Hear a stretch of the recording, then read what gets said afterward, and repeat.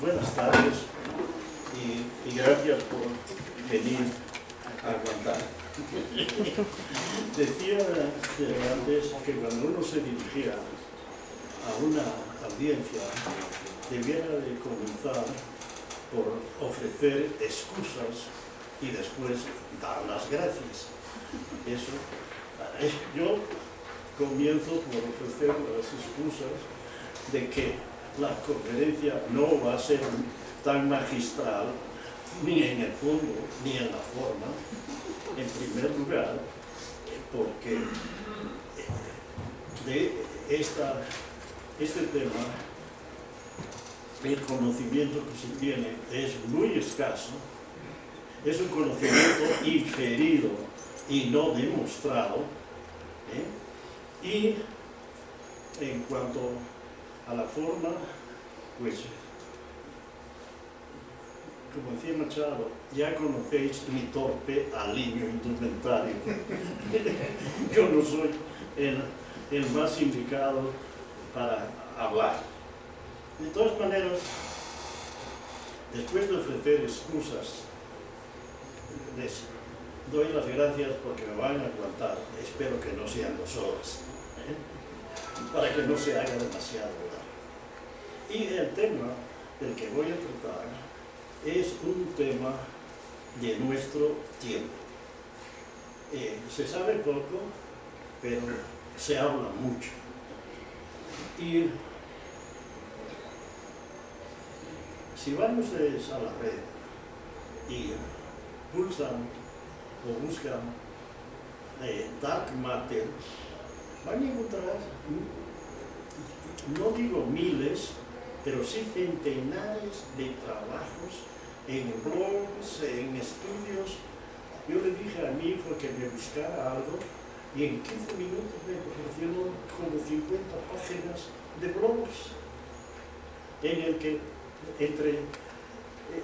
sí se discute el significado de la materia oscura y de la energía oscura, diferentes corresponsales de los que circulan por la red. De manera que es un tema de nuestro tiempo. ¿A qué se refiere la materia oscura?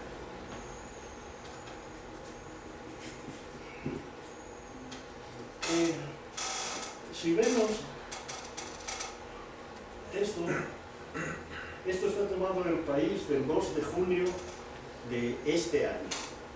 Habla de 8 misterios del universo. Y que fenómenos como la energía oscura que estira el cosmos, la era en que se formaron las galaxias o el calor del Sol se resisten a las explicaciones de la ciencia. Los 8 misterios son energía oscura, materia oscura, fría o caliente, átomos perdidos, explosiones estelares, primeras estrellas y galaxias, rayos cósmicos supraenergéticos, el extraño sistema solar y el Sol, que creíamos que sabíamos todo del Sol, pero resulta que no sabemos siquiera cómo se mueve la energía desde el centro del Sol a la corona para tener en la corona temperaturas de millones de grados. Quizás con el conocimiento de las 2 primeras, el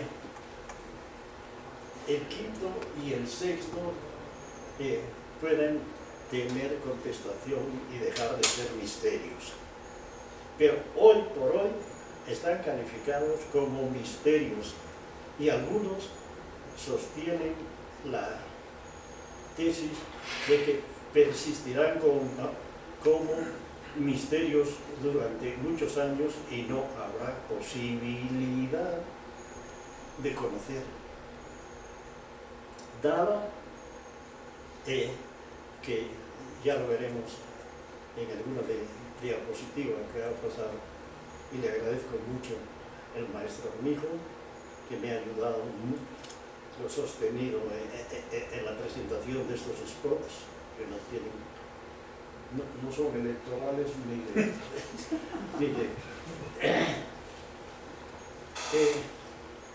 de todas maneras, esto que apareció en el periódico El País se hacía eco de un trabajo extenso que apareció en la revista Science. Y la revista Science es una revista seria y respetable en toda su extensión.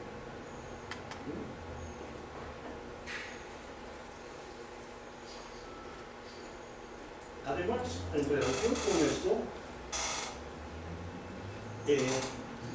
los premios Nobel del año 2011 fueron concedidos a 3 personas cuyas caras veremos un poco más adelante, que también su trabajo es el estudio de supernovas, expansión del universo y su relación con la energía y la materia oscura. Esos 3 mosqueteros se llaman Perlmutter, Rees y Smith. Entonces, sus caras las vamos a ver después. Ahora, lo curioso del caso es que de los cálculos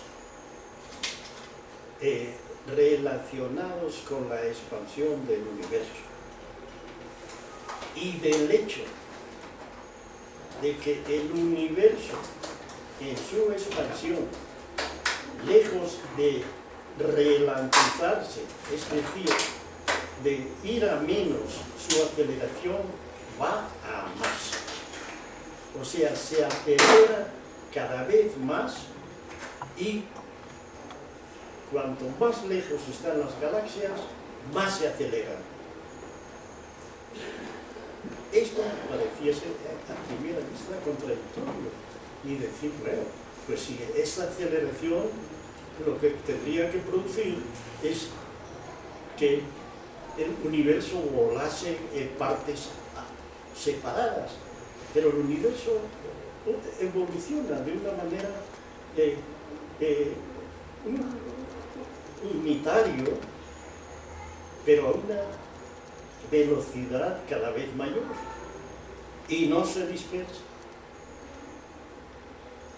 La única manera que tienen los cosmólogos de poder explicar esto es que hay una materia y una energía que contrarrestan esta expansión y la mantienen a cierto punto, aunque no la desaceleran, sino que la aceleración sigue. Y de este conocimiento, pues salen consecuencias importantes para la misma evolución y para la estructura del universo.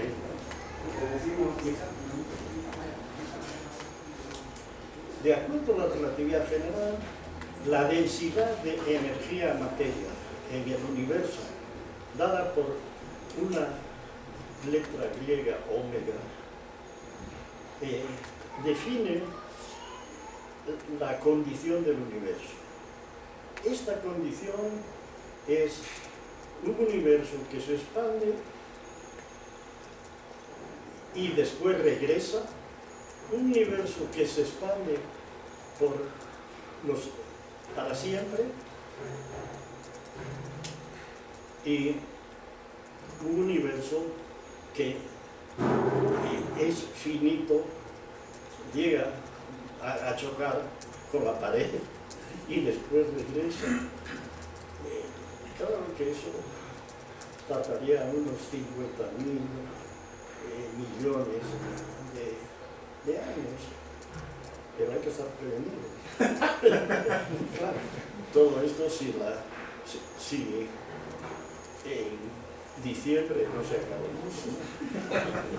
Que también es posible. Bueno, entonces, si el universo es cerrado, omega es mayor que la omega. Para el caso en donde omega es exactamente igual a 1, el universo es plano. Yo no sé esta palabra plano si va bien, porque en inglés es flat. Yo no sé cómo manejar esa palabra.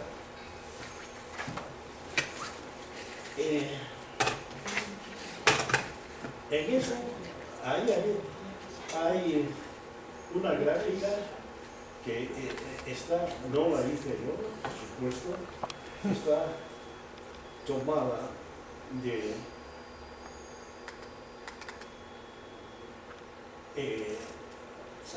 la red. Y ven ustedes que la materia normal, que es la verde, es una parte muy pequeña de la que compone el universo. Escaso el 4.6%. En cambio, la energía oscura es muy grande y crece además con el tiempo. Y quizás, si eso se extrapola antes de dar la vuelta, y la materia oscura, el dark matter, es también una parte muy importante de ese balance. Ese balance, para que se pueda llegar a balancear todo eso, es necesario aceptar la materia oscura. Pero la hemos visto, la podemos reproducir en nuestros laboratorios, no, hasta la fecha. Y a lo mejor nunca.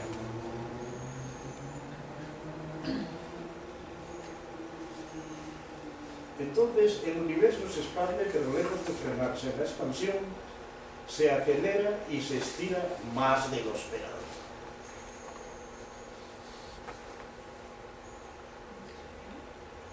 Y al estudiar y medir las velocidades de las galaxias y sus cúmulos, se encuentra que no hay suficiente materia normal, visible, para que por efecto gravitatorio se pueda evitar que los objetos vuelen aparte. Debe haber más materia y energía de la que se ve. Esa es la materia oscura. Y de eso todo el mundo habla, pero ahí terminó su conocimiento.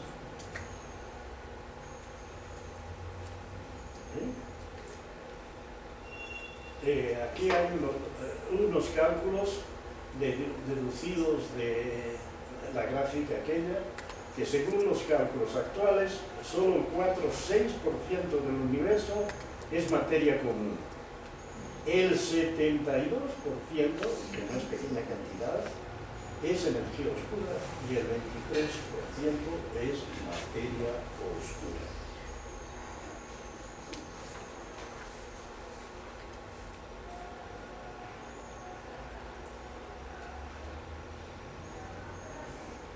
Si la materia oscura, si aceptamos la materia oscura,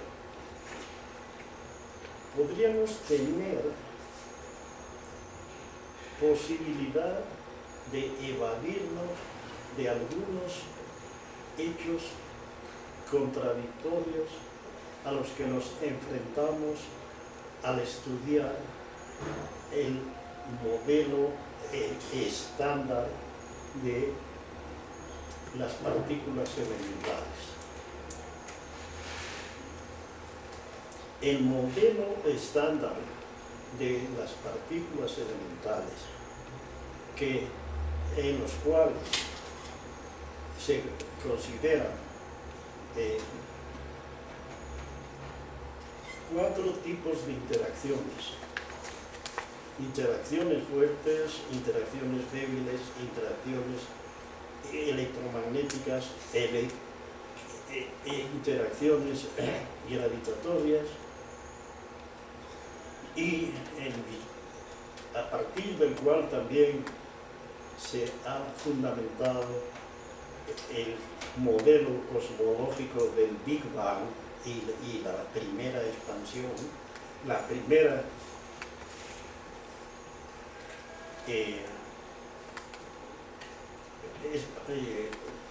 Big Bang es la gran explosión, y seguida de esto expansión, pero expansión a partir de cualquier punto del universo, no de un centro. Es algo difícil de concebir, pero o sea, situado uno en un punto cualquiera del universo, la expansión se produce en todas direcciones, porque el universo es isotrópico. Quiere decir que es el mismo en cualquier dirección que lo miramos. Pero ese Big Bang y el modelo que se llama estándar, y que últimamente, hace 2 meses, en la prensa parecida que ya estaba completo con la determinación o el hallazgo del bosón de Higgs, tiene ciertos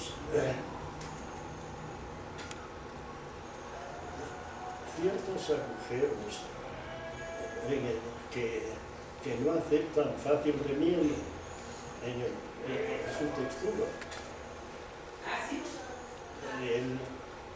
Si uno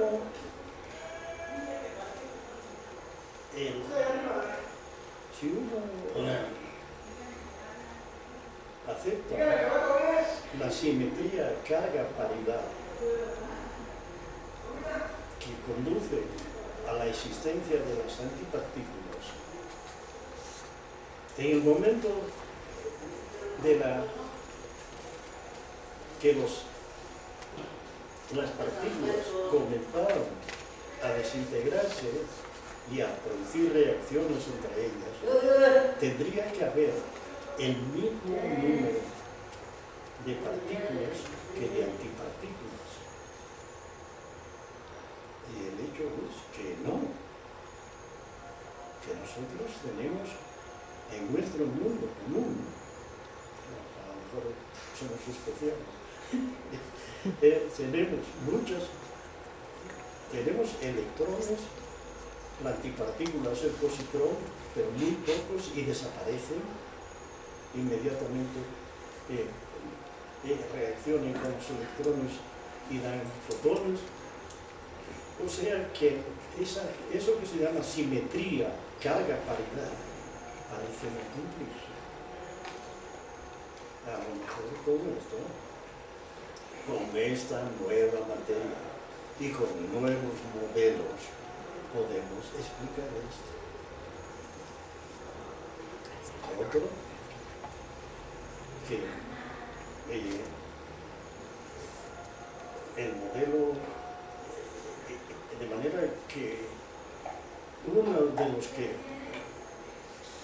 en primer término va a resultar afectado caso de que esta investigación de la materia oscura siga y se confirme, va a ser el modelo estándar. Otra cosa que va a resultar afectada necesariamente va a ser la relatividad general, que requiere, para aceptar la materia oscura, de una revisión a fondo y de la equivalencia de materia-energía y de la energía de vacío del campo. Todo eso son algunos de los estudios, investigaciones en perspectiva, en los cuales habrá que profundizar si aceptamos la materia oscura y la energía oscura, que, ya digo,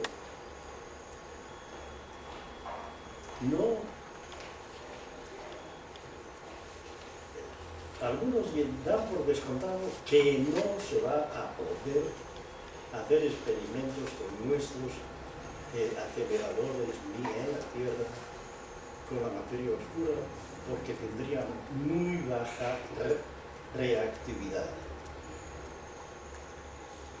ya que no hay posibilidad de registrar a la materia oscura como se registra la materia normal de una supernova, de una estrella por el espectro. ¿Cómo se mide la masa y la velocidad de las estrellas? Se mide por la longitud de onda que se recibe en los espectrómetros que acompañan a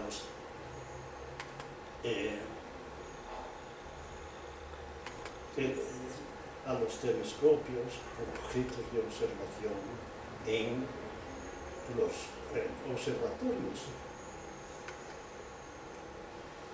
Ustedes saben de que existe un efecto que se llama efecto Doppler, que el efecto Doppler hace cambiar la longitud de onda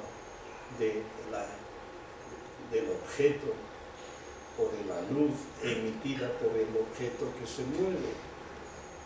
Si el objeto se mueve alejándose de nosotros, la longitud de onda se alarga y pasa de una frecuencia dada a otra frecuencia de longitud más larga, que es lo que se llama el corrimiento hacia el rojo. Eso indica alejamiento. En cambio, si el objeto se mueve hacia nosotros, las longitudes de onda se mueven hacia el azul, hacia más cortas. Ese es el mismo efecto que tiene cuando sienten la sirena de la ambulancia. Si se acerca, suena más agudo, con más frecuencia, más agudo. Hablando de frecuencia, perdí el chícharo, traigo un chícharo. Y en cambio, cuando se aleja, se va difuminando, o se va... Ese es el corrimiento hacia el rojo. Esta materia oscura no da ese tipo de fenómenos, y por eso se llama oscura, porque ni aparece en el espectro como una raya del espectro o de un color determinado, ni aparece tampoco como una raya oscura en determinadas posiciones del espectro que significaría ser absorbido. De manera que ni absorbe ni emite luz. Ahora, ¿de qué consiste esa materia? Bueno,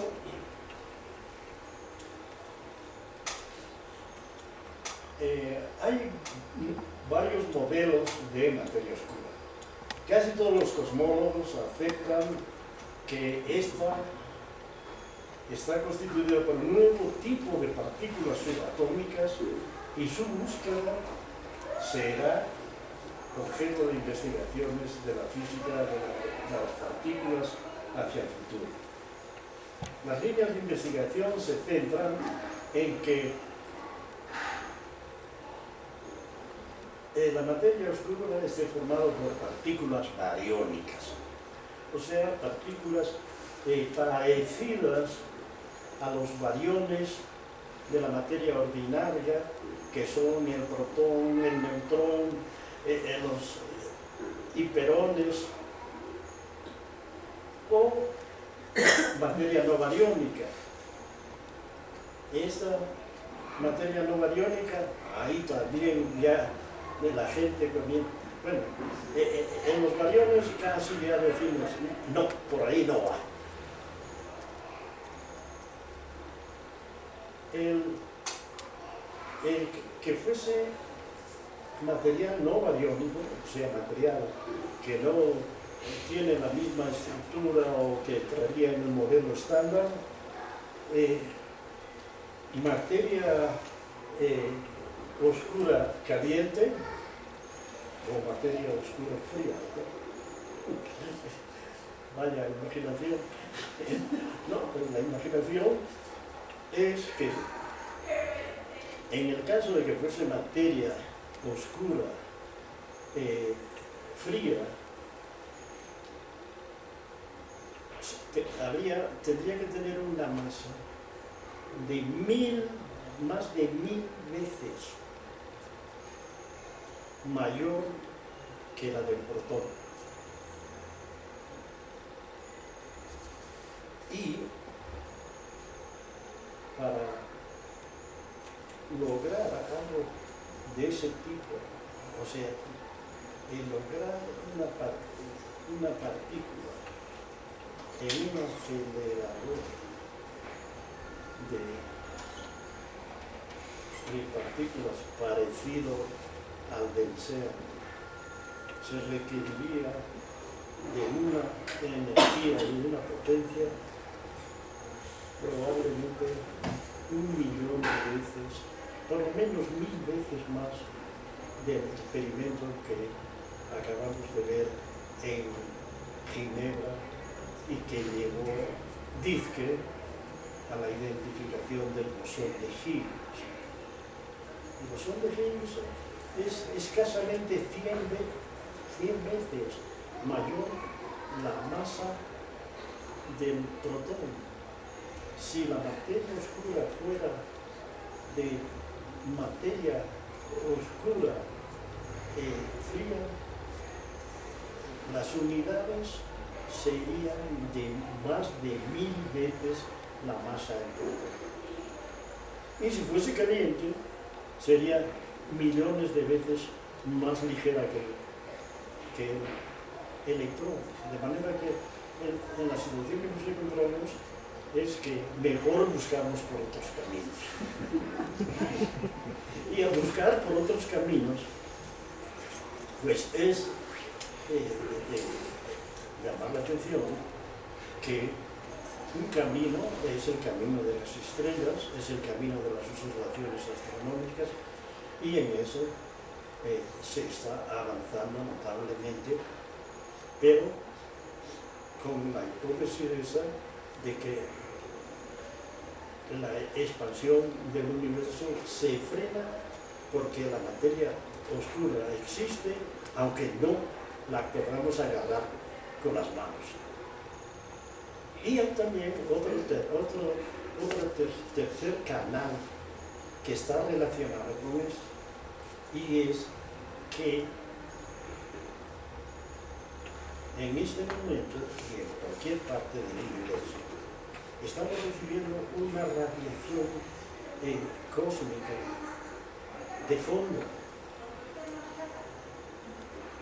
que corresponde a la emisión de energía de un cuerpo negro a 3 grados Kelvin. El estudio de esta radiación de fondo cósmica también está relacionada y puede ser afectada por la materia oscura. De manera que, aunque no, tendremos que olvidarnos por algún tiempo de enchufar los aceleradores y buscar mediante colisión de partículas y energía suministrada exteriormente la producción de nuevas partículas en las cuales formen la materia negra, hay posibilidad de mirar hacia arriba, y es lo que se está haciendo mediante la colaboración de ciertos observatorios astronómicos que prácticamente funcionan al unísono, que son uno en las Islas Canarias, el otro en Hawái y otro muy importante en Cerro de Tololo, en Chile. De ahí, de los datos recabados de estas observaciones, es de donde se está deduciendo las propiedades generales y posibilidades de la materia oscura, y es, claro, el que ha dado el premio Nobel a estos tres caballeros que les comenté y que los vamos a ver más tarde. Claro, como siempre, el imperialismo llega hasta la ciencia. Los datos se recaban en Canarias, en Hawái, en Chile, pero se procesan en California. Y el premio Nobel va para los americanos y no para los cipangos, que dicen en Venezuela, que trabajan en los países subdesarrollados, aunque sea con equipo súper desarrollado. Este es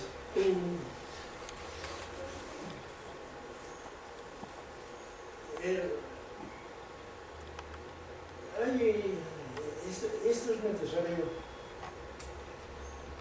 Es necesario comentar que hay actualmente un nuevo campo de investigación y muy activo. Este campo nuevo de investigación es el campo de la cosmología de partículas. Hasta hace pocos años, los cosmólogos eran únicamente gente que proponía modelos del cosmos, pero que no tenía posibilidad de discutir estos modelos y aceptarlos con los experimentos terrestres. Actualmente, los aceleradores proporcionan la posibilidad de reproducir las condiciones que existen en las partes más alejadas del universo, en esos tubos por los cuales circulan partículas aceleradas y que se les hace chocar de frente con otras partículas de la misma clase o de diferente clase a velocidades muy próximas a la velocidad de la luz. Ese es un corte transversal de un punto de observación de uno de estos laboratorios. Ahora consideren que ese túnel tiene 27 kilómetros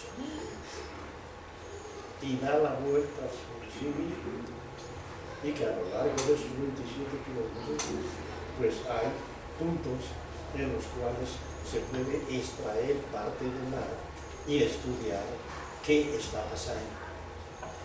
Pero esto que hay alrededor son electroimanes, y esos electroimanes pesan decenas de toneladas.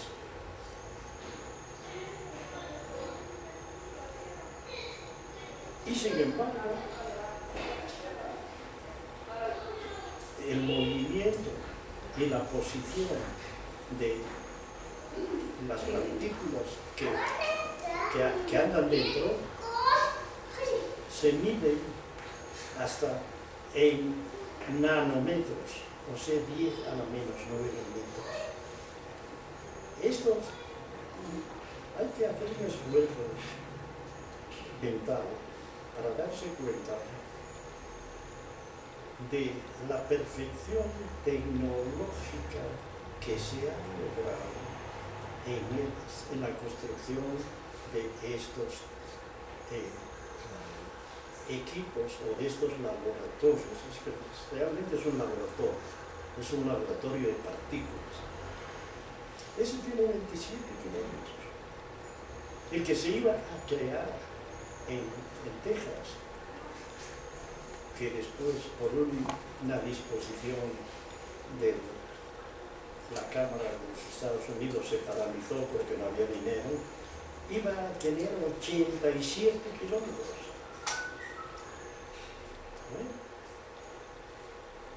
Y además iba a ser de material superconductivo, o sea que los electroimanes y las conducciones eléctricas y todo eso iban a ser muchísimo más precisas que las que tiene el del ser.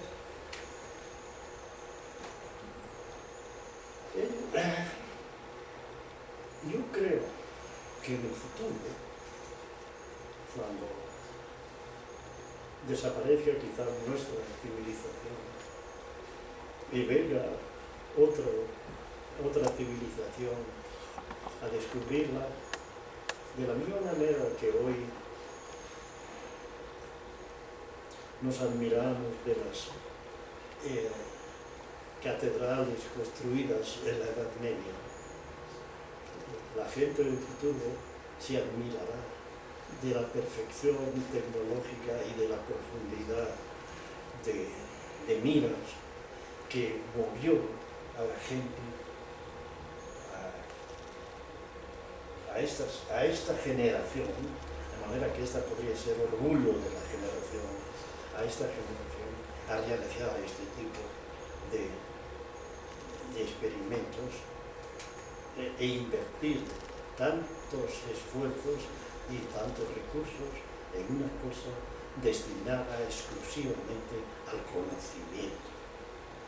Dice Steven Weinberg, aquí tengo un librito, en un libro maravilloso que yo les recomiendo que lean, porque se lee con facilidad.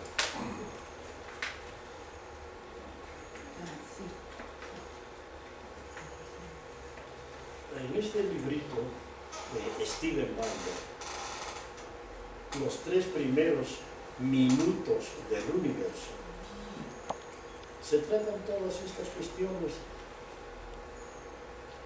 pero siempre tomando como base el Big Bang, ¿no? Y en un momento, si yo lo puedo encontrar, se lo leo, y si no, se lo refiero y se lo voy a referir mal, como es costumbre, que viniendo él de California hacia el este de los Estados Unidos, pasaba por las inmensas llanuras del medio oeste de los Estados Unidos. Creo que aquí está.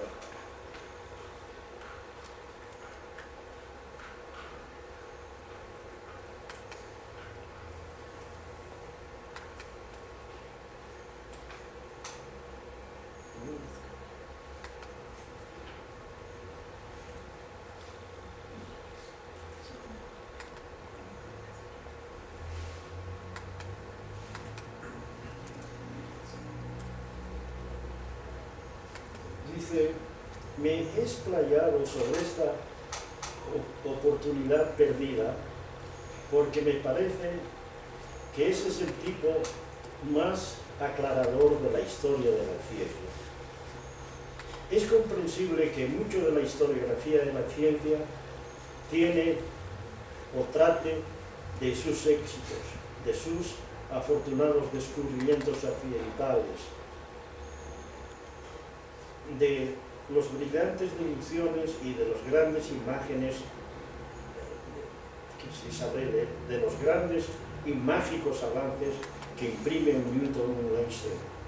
Pero no creo realmente posible comprender los éxitos de la ciencia sin comprender cuán difícil es estallarse, aun cuando es arduo saber que cada momento, que es lo próximo que debe hacerse. No, pero no era esto. Dice que es lo único que justifica al ser humano es su esfuerzo por comprender y por explicar. De eso vamos a hablar en la segunda parte de esta plática. Ya es hora de que...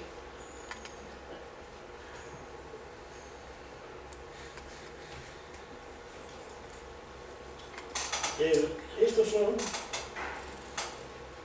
los tres señores que obtuvieron el premio Nobel el año pasado. Y estos lo obtuvieron por la energía oscura y la expansión acelerada del espacio-tiempo. Y ahora, esto es, vean que es del New York Times, Ciencia y Tecnología, y dice: físicos de Estados Unidos postergan sueños. Claro, esto es la idea del periodista. El periodista cree que los científicos o los que buscan el conocimiento están soñando. ¿Postergan sueños? No. Postergan planes de investigación que ya tenían elaborados, ahí viene a continuación, porque no hay dinero. O sea, que las condiciones económicas en última instancia también afectan la posibilidad de conocimiento. ¿Y de qué manera? Estos son los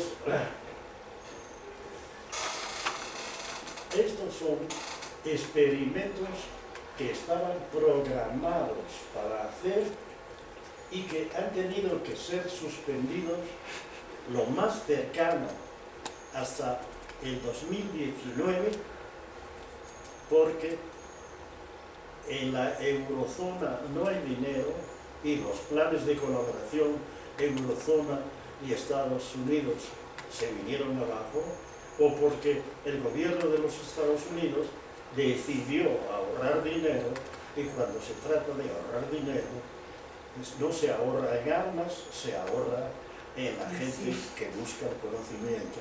Esa gente puede esperar. Ahí tienen ustedes una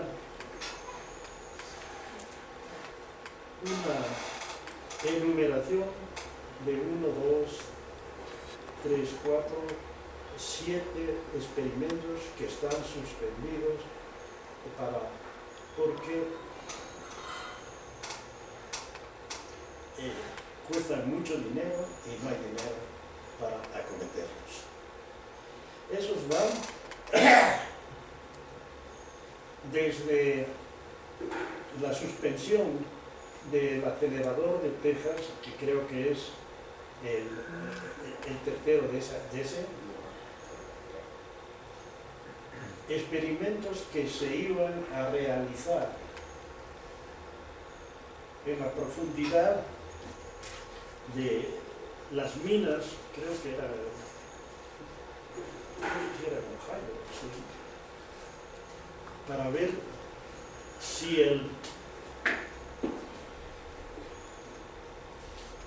si el protón realmente es eterno o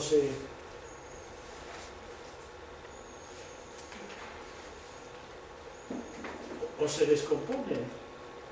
También el protón es capaz de tener una vida media y morir. Eso se iba a medir, y también la masa de los neutrinos que ellos solos merecerían un tratamiento, no en una conferencia, sino en un curso. Todavía no se sabe mucho de ellos, y todavía no se sabe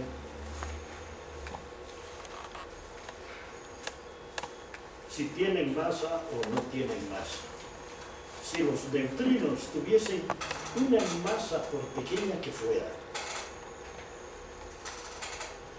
este problema de la materia oscura comenzaría a ser resuelto. Pero los experimentos, uno de los experimentos que se iban a hacer con neutrinos iba a ser en el fondo de unas minas de carbón abandonadas que después se iban a perforar más profundamente y hasta llegar como a 5 o 6 mil metros de profundidad y poner ahí contadores de las posibles interacciones del neutrino con la materia que no interaccionan. Los neutrinos pasan a través de la materia casi sin modificarla. O sea, los neutrinos que vienen del Sol atraviesan la Tierra por arriba, en la noche la atraviesan por abajo y nadie se da cuenta de ello, ¿no? A lo mejor de ese tipo es también la materia oscura. Pero no hay. Estos son los experimentos que están suspendidos hasta nuevo aviso. El más cercano, en 2019. A mí ya no me va a tocar, a ustedes probablemente sí van a poder verificar si esto funciona o no funciona. O sea, en unos 10 años vamos a tener bastante, o van a tener, yo no voy a tener, posibilidad de apreciar esto, ¿eh? Bueno, y la segunda parte de esa plática quería centrarla en las leyes de la naturaleza. Si ya adelanté antes que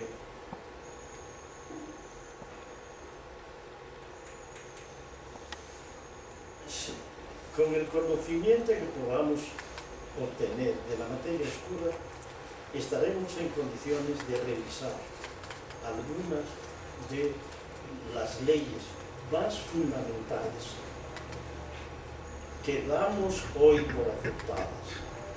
Y cierto, cuál es el modelo estándar de las partículas nucleares y el Big Bang y la relatividad general van a necesitar una revisión en base al conocimiento que se tenga de la materia.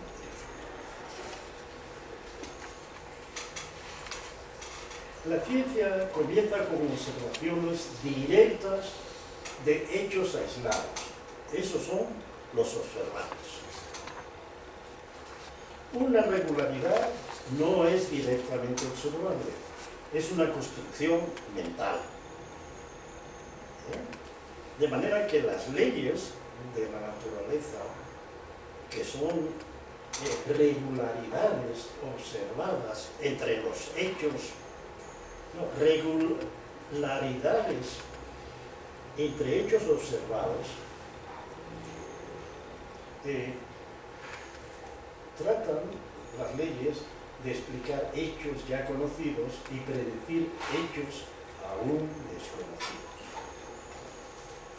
De manera que la explicación científica no es una explicación lógica, sino es una explicación que debe hacerse a través de leyes aceptadas, leyes que se han establecido, bueno, se han construido a partir de observables.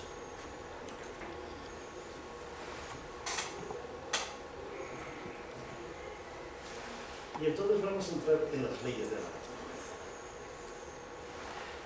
Desde que el hombre salió de las cavernas, esto es imaginación, y manejó las inundaciones,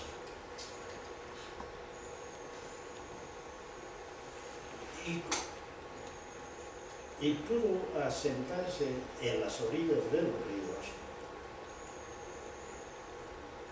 Esta es una hipótesis de Drucker, no sé, el artículo me dejó el doctor Jiménez, presidente que fue de Harvard, que dice que la primera revolución científico-industrial surgió en las orillas de los ríos, cuando el hombre se dio cuenta de que eso, las crecidas de los ríos, coincidían con algunos ciclos estelares, las estaciones, y de ahí comenzó a domesticar los animales, a cultivar la tierra. Pero simultáneamente con esto era necesario ahorrar el producto de la tierra para poder sembrar el año que viene. No era que el ahorro viene también ahí de Egipto y de Mesopotamia y de las civilizaciones agrícolas, no de las civilizaciones nómadas. Y de ahí también que al almacenar el producto había necesidad de custodiarlo y nació la policía, ¿no? La idea es muy simple, pero es más o menos aceptable.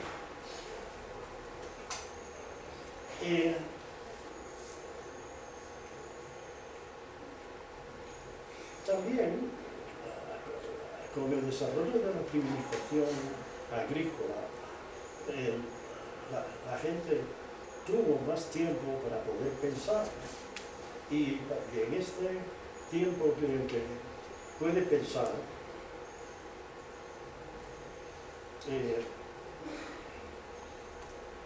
hacerse preguntas tales como: ¿podemos comprender el mundo en el que nos movemos o nos encontramos? ¿Obedece el funcionamiento del mundo a algún tipo de regla que norme su comportamiento? De las regularidades observadas es posible hacer predicciones que se cumplen sin excepción. O sea, de lo que ya conocemos, podemos anticipar qué es lo que va a suceder. Estas serían las leyes de la naturaleza, que por lo general se expresan hoy matemáticamente. ¿Cuál es el origen de dichas leyes? Hay excepciones a esas leyes, que serían milagros. ¿Hay un solo conjunto de leyes o hay varios que son compatibles? Por supuesto, la primera respuesta es: ¿quién hizo las leyes que hacen que las estaciones se repitan, que los ríos, debido a las lluvias, crucen, se desborden en determinada época, que florezcan los árboles también en diferente época cuando hay ciertas constelaciones en el cielo? Estas leyes, ¿quién las hizo? La primera contestación es: las hizo Dios, y como Dios tiene voluntad, Él también puede hacer que dejen de cumplirse, y hay milagros. Esa es una salida fácil y no quiero meterme en análisis de eso porque sería teológico y no científico, ¿no? Pero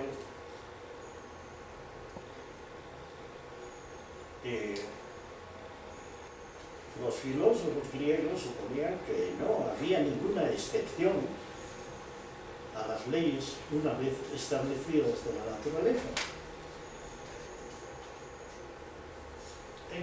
Tenemos que llegar al siglo XIX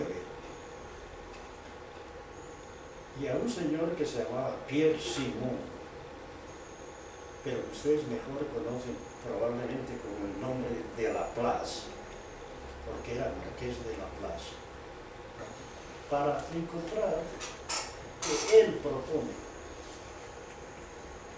que hay la posibilidad de conocer en un instante dado todas las posiciones y las velocidades de todas las partículas que constituyen el sistema del mundo y a partir de ellas poner a funcionar el mundo y saber todo lo que va a pasar hacia el futuro y todo lo que pasó en el pasado. Este es el determinismo laplaciano, que hoy está de capa caída, pero que en su época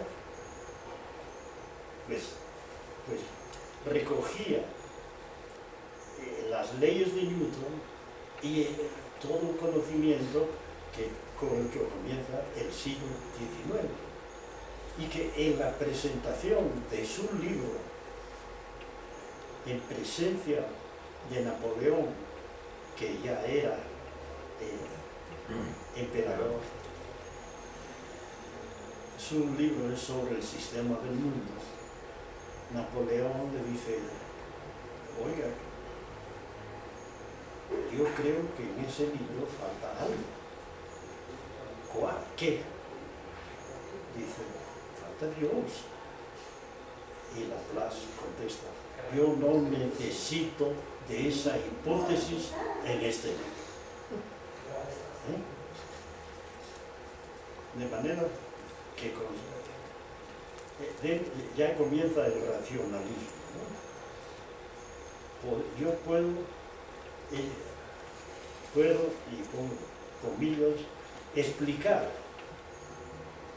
el funcionamiento de las leyes de la naturaleza desde un punto de vista totalmente independiente de la teología. Claro, esto también era un exceso de arrogancia y de soberbia de Laplace, que hoy sabemos por la mecánica cuántica que la posibilidad de conocimiento exacto de algunas posiciones, por ejemplo, y velocidades de partículas, no se puede lograr con toda la exactitud que se quisiera. Pero también sería arrogante, porque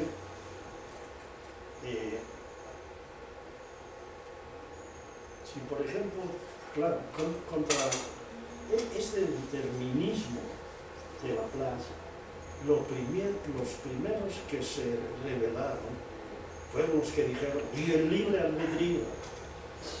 ¿El libre albedrío dónde queda? ¿Dónde queda?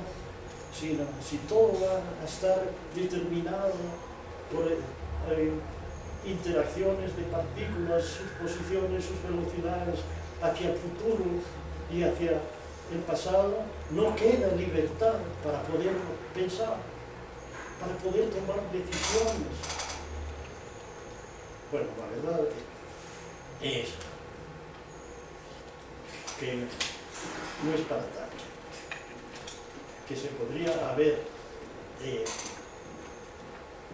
argumentado contra Laplace y sus formulaciones que para que el comportamiento humano sea consecuencia de todas las partículas que constituyen el cuerpo humano y sus interacciones. Esto significa billones de billones de partículas y de interacciones que dan lugar a billones y billones de ecuaciones que aún con el computador más rápido que se puede imaginar ahora, tardarían millones de años en ser resueltas. Por lo cual, en vez de recurrir a esas teorías exactas de los fenómenos naturales, se recurre a lo que se llama teorías efectivas. la teoría efectiva del comportamiento humano se llama psicología. La teoría efectiva, por ejemplo, de los átomos, las moléculas y demás, se llama química. Estas son teorías efectivas que tienen como condiciones iniciales, porque el problema fundamental del determinismo es las condiciones iniciales. Laplace dice, tenemos que conocer la posición, tenemos que conocer la velocidad y tenemos que conocer las interacciones entre todas las partículas que constituyen el universo. Esta es la condición inicial. Hay muchas teorías que se llaman efectivas. Las condiciones iniciales vienen de otra teoría un poco más fundamental, pero nos producen resultados que son suficientemente válidos para trabajar con ellos.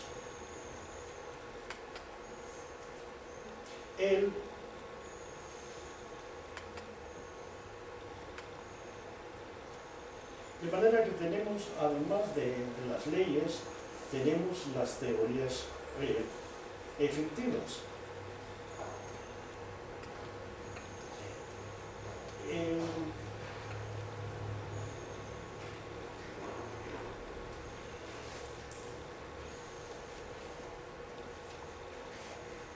Bueno, si nosotros analizamos un poco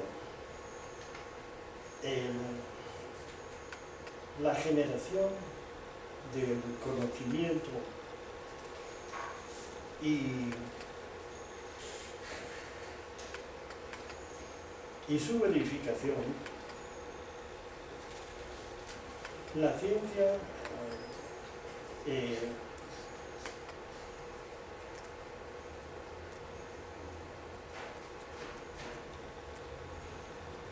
trata de estudiar las relaciones y el funcionamiento del universo, sí, pero para describirlo, los sentidos funcionan como transductores. O sea, nosotros tenemos unos transductores que son los sentidos que reciben señales. Que reciben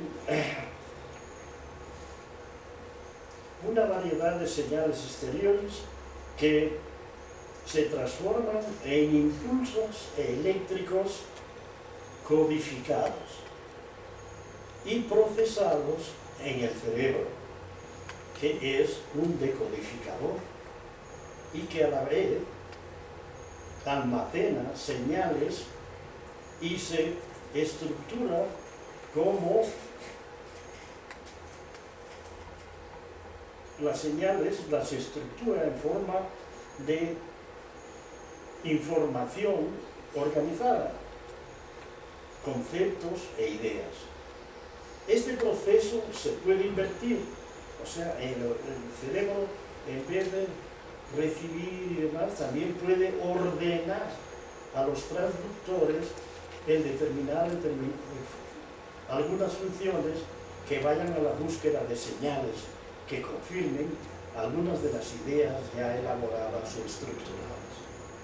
De manera que pero el modelo es un modelo electrónico bastante aceptable, de señal, transductor, el transductor la transforma en algo que el cerebro puede codificar y descodificar, que puede organizar y que puede dar lugar a conocimiento.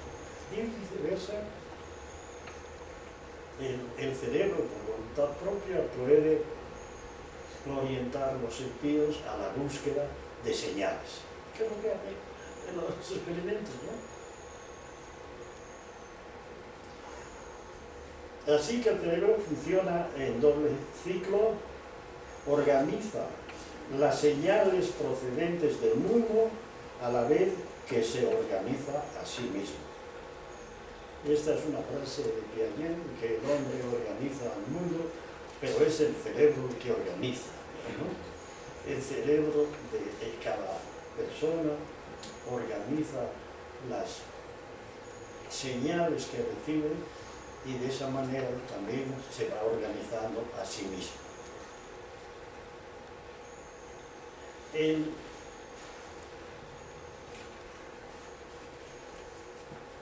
Decíamos que el determinismo laplaciano no se podía llevar a cabo de una manera perfecta y total, en primer lugar porque no se puede manejar todos los datos que implicaría ese conocimiento que Laplace exige para su determinismo. Que por otra parte, como bien se probó a nivel subatómico, hay variables correspondientes a elementos del mundo material que no pueden determinarse con absoluta certeza, que exigiría un modelo determinista, por falta de conocimiento porque son incompatibles. Por ejemplo, la posición de una partícula y su velocidad, si la posición se quiere precisar con toda exactitud, olvídense de preguntar por qué velocidad tiene.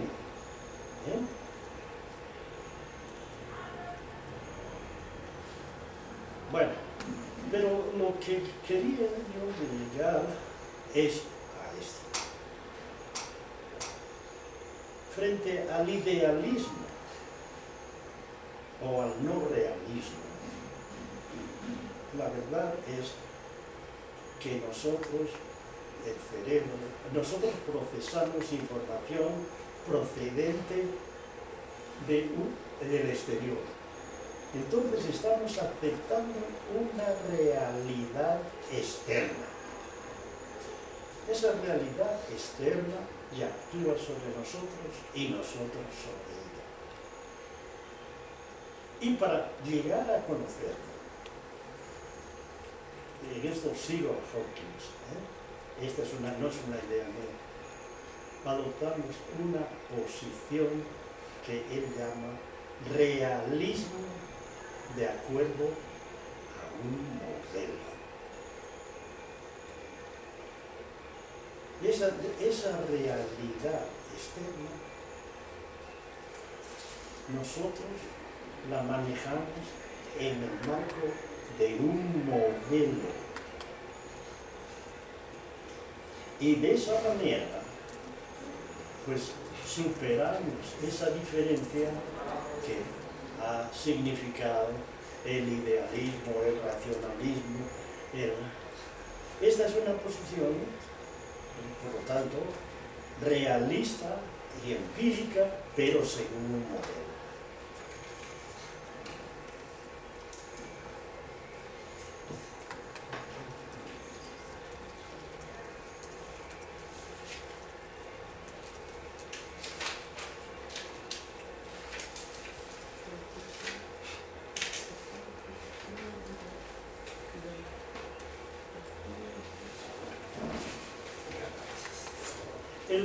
¿Y qué es un modelo?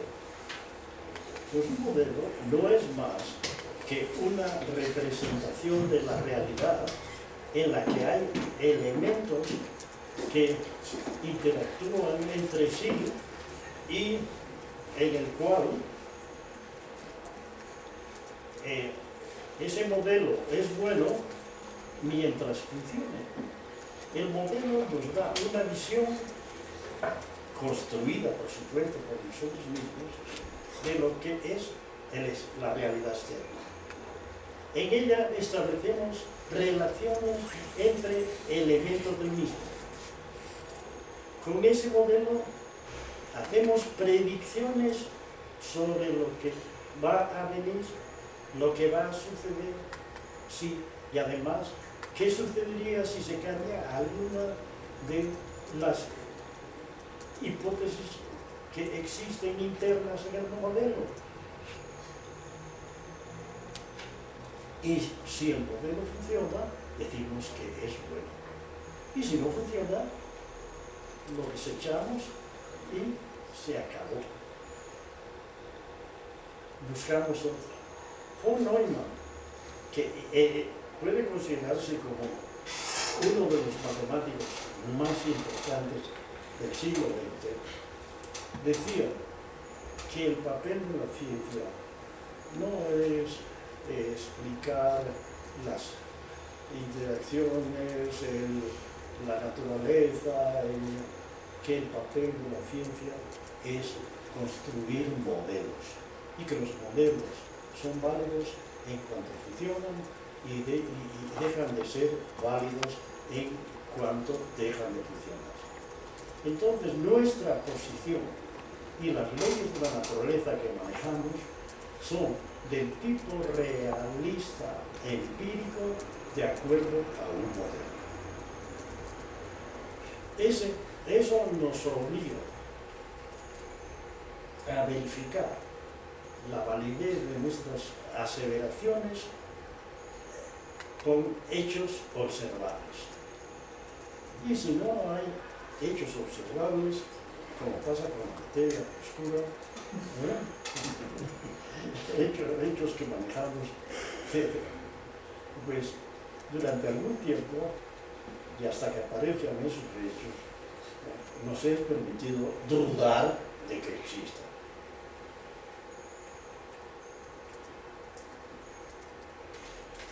Bueno,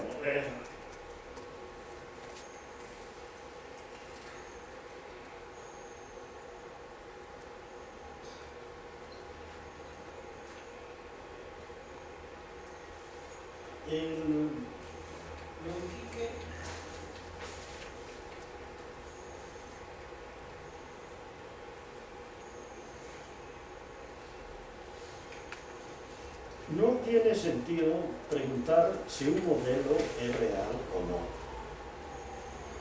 Solo tiene sentido preguntar si concuerda con las observaciones, y cuando existan dos modelos que concuerden en este empeño, no decimos que uno sea más real que el otro y podemos usar el que nos resulte más conveniente.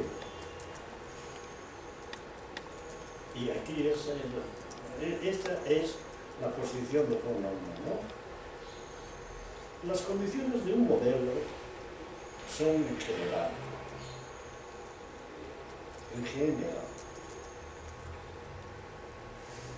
poseer parámetros ajustables y en un número finito.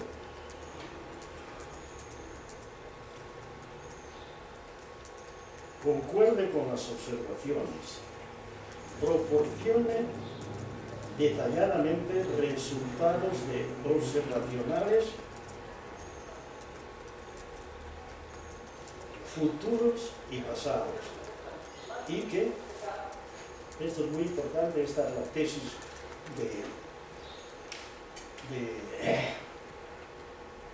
¿cómo se llama? El falseador. Popper. O sea, los modelos deben también tener la posibilidad de poder ser falsados.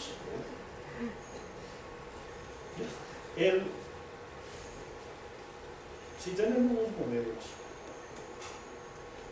que proporcionan el mismo conocimiento hacia el futuro y hacia el pasado, y uno tiene 5 parámetros ajustables y el otro tiene 3, el que tiene menos parámetros ajustables es el que vale más que el otro. Porque como alguien decía, con 100 parámetros ajustables yo puedo reproducir la figura de cualquier elefante. Si yo pongo muchos parámetros y eso lo manejo, puedo lograr cualquier cosa. Entonces los modelos tratan cada vez más de ser más y más sintéticos, tener menos parámetros ajustables y que tengan una mayor proyección. Pero en las leyes de la naturaleza, como no son nada, bueno, dije que no iba a meterme con Dios, no son cosas que Dios nos haya puesto ahí enfrente, sino y que Él tenga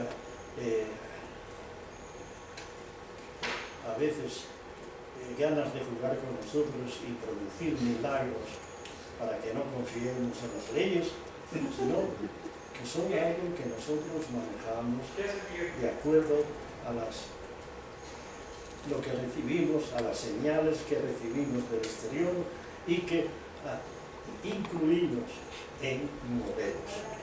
Y nuestra, para nosotros, pues no, por lo menos para mí, una ley de la naturaleza es tener un modelo que me permita, mediante fórmulas o mediante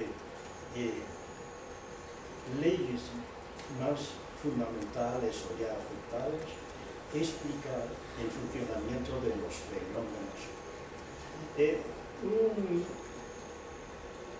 investigador inglés que se llama, creo que todavía vive, Salmon, decía que una ley o un fenómeno